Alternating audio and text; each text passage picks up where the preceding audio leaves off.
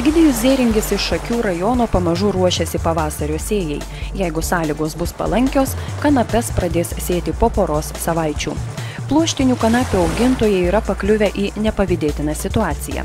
Ūkininko Zėringio teigimu, šalies politikai niekaip nesugeba atskirti dviejų paprastų dalykų – psichotropinių savybių turinčių kanapių ir pluoštinių.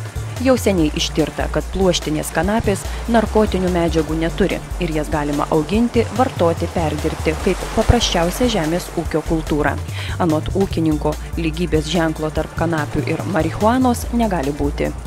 Juokingų tai buvo, kaip viena Seimo narė pareiškė, kas galėjo pagaminti tokius nekaltus produktus kaip saldainiai su kanapių sėklomis ir vaikus pratinti prie narkotikų. Šitokį pareiškimą darydamas bent pasidomėtų, kad, pavyzdžiui, imti kanapės sėklas, neišskiriant jokių, netgi narkotinės kanapės sėklose neturi tos narkotinės medžiagos. Lietuvoje šiuo metu yra 12 ūkininkų auginančių pluoštinės kanapes.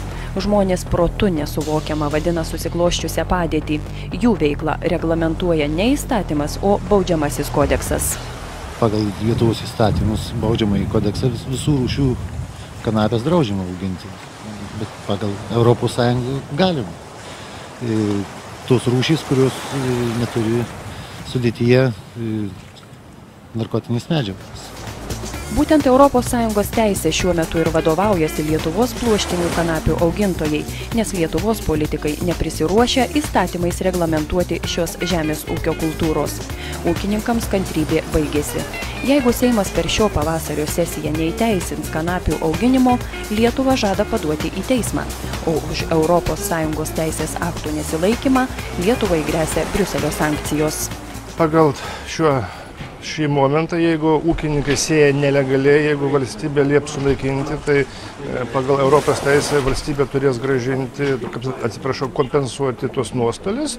Ir antras variantas, tai yra kainuotų Lietuvai, jeigu jau pridėtų Europą prieš mus, tai reiškia, tai kainuotų kelis milijonus ir delspinigiai kiekvieną dieną.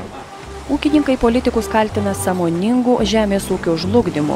Kanapė nuo seno žinoma kaip vertingas augalas, plačiai naudojamas kosmetikos tekstilės pramonėje. Šakių rajono ūkininkas Egidijus Zėringis sako turintis daug užsakymų net Rusijos sostinėje iš kanapių pluošto pagamintais blokeliais šiltinti pastatus. Tačiau užsakymų vykdyti negali, nes dėl neteisėta laikomos veiklos neužaugina pakankamai žaliavos. Reporterės Geda Kumžienė ir Milda Vilikanskytė.